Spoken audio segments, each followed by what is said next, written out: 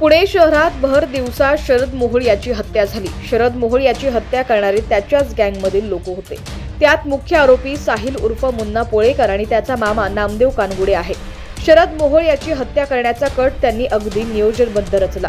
कानगुडे यानं त्याचा भाचा मुन्ना पोळेकर याच्या मार्फत शरद मोहोळ याचा काटा काढण्याचा निर्णय घेतला। त्यासाठी आधी मुन्ना याला शरद मोहोळ याच्या टोळीत घुसवलं।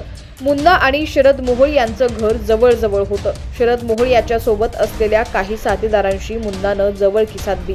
त्यांच्या मार्फत 2-4 साथीदारांनी शरद मोहोळ याच्या टोळीत प्रवेश केला। परंतु शरद मोहोळ याचा मामा गँगमधील या पोरांवर विश्वास नव्हता।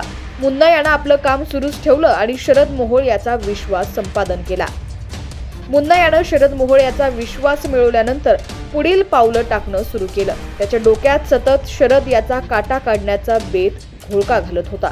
परंतु शरद मोहोळ याला मात्र या कटाची कानोकान खबर नव्हती। तो बिनधास्त होता।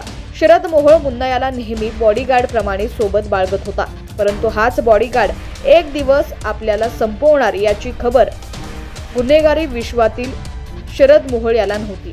त्याला कधी मुन्नावर शंका सुद्धा आली नव्हती। परंतु मुन्नाने मामा कानगुडेसाठी काहीही करण्याची तयारी करूनच ठेवली होती। शरद मोहोळ याचा खून करण्याचं मुन्ना यानं निश्चित केलं। शरदच्या लग्नाचा वाढदिवस होता, त्यामुळे नेहमीप्रमाणे शरद मोहोळ याच्या घरी त्याच्याच माणसांची वर्दळ होती। जवळच्या लोकांचं जेवण खाणं सुरू होतं, त्यात मुन्नाही होता। 5 जानेवारी रोजी दुपारी 1 वाजता मुन्ना आणि शरद मोहोळ याच्या घरी जेवण करायला बसला। जेवण झाल्यानंतर देवदर्शनाला शरद मोहोळ आणि मुन्ना एकत्रच बाहेर पडले। त्यावेळी शरद मोहोळ याचे नेहमीचे साथीदार नव्हते। मुन्ना यानं हा मोका साधत त्याच्यावर साथीदारांसह हल्ला चढवला। त्याच्यावर धडाधड गोळ्या झाडून ठार केलं। शरद मोहोळ याच्या हत्ये प्रकरणातील 6 आरोपींना बुधवारी न्यायालयात हजर करण्यात आलं होतं। सर्व आरोपींना 7 दिवसांची पोलीस कोठडी दिली। पोलिसांना तपासामध्ये आरोपींकडे आणखी 3 काडतुसं सापडली। मुन्ना यानं या कटापूर्वी 2-3 वेळा शरद मोहोळ याला एकटं पाडून मारण्याचा प्रयत्न केला होता, परंतु त्यावेळी यश आलं नव्हतं। दरम्यान या प्रकरणात पिस्तूल पुरवणाऱ्या धनंजय वटकर आणि सतीश शेंडगे यांनाही पोलिसांनी अटक केली आहे।